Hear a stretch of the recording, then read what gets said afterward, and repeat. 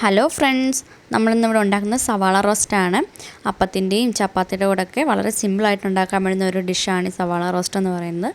അതിനുവേണ്ടി നമ്മളിവിടെ എടുത്തു വെച്ചിരിക്കുന്നത് സവാള അരിഞ്ഞു വെച്ചിട്ടുണ്ട്, പച്ചമുളക്, തക്കാളി, കരിവേപ്പില എന്നിവ നമ്മൾ എടുത്തു വെച്ചേക്കുന്നത്. ഇനി നമുക്ക് വീഡിയോയിലേക്ക് പോകാം. സവാളയെ നമ്മൾ ഉപ്പിട്ട് വെച്ചിരുന്നു, നന്നായിട്ട് വഴണ്ട് കിട്ടാൻ വേണ്ടിയിട്ട്. നേരത്തെ തന്നെ ആദ്യം ഒരു പാത്രം എടുത്ത് വെക്കുക. അതിലേക്ക് സവാള വഴറ്റുന്നതിന് ആവശ്യമായ വെളിച്ചെണ്ണ ഒഴിച്ച് കൊടുക്കാം. എണ്ണ ചൂടായി വരുമ്പോഴേക്കും നമുക്കിൻ്റെ അതേ കടുക് ഇട്ട് കൊടുക്കാം. കടുക് പൊട്ടി വരുമ്പോഴേക്കും നമുക്ക് കരിവേപ്പില, പച്ചമുളക് എന്നിവ ഇട്ട് കൊടുക്കാം. ഇതൊന്ന് ചൂടായി വരുമ്പോഴേക്കും നമ്മൾ അരിഞ്ഞു വെച്ച സവാള ഇതിൻ്റെ അകത്തേക്ക് ഇട്ട് കൊടുക്കാം. സവാള ഇട്ട് കൊടുത്തതിന് ശേഷം നന്നായിട്ടൊന്ന് ഇളക്കുക. ഇതൊന്ന് വഴണ്ട് വരുമ്പോഴേക്കും നമുക്കിൻ്റെ അകത്തേക്ക് അരിഞ്ഞു വെച്ച തക്കാളി ഇട്ട് കൊടുക്കാം. ഈ തക്കാളി ഒന്ന് വഴണ്ട് വരുമ്പോഴേക്കും നമുക്ക് മഞ്ഞൾപ്പൊടി, പെരുംജീരകപ്പൊടി, മുളക് പൊടി എന്നിവ ഇട്ട് കൊടുക്കാം. ഇനി ഇത് തീ കുറച്ചിട്ട് കുറച്ച് നേരം ഒന്ന് വഴറ്റിയെടുക്കാം.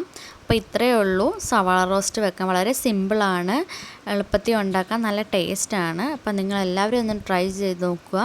നിങ്ങൾക്ക് ഈ വീഡിയോ ഇഷ്ടപ്പെട്ടെങ്കിൽ ലൈക്ക് ചെയ്യുക, കമൻറ്റ് ചെയ്യുക, സബ്സ്ക്രൈബ് ചെയ്യുക.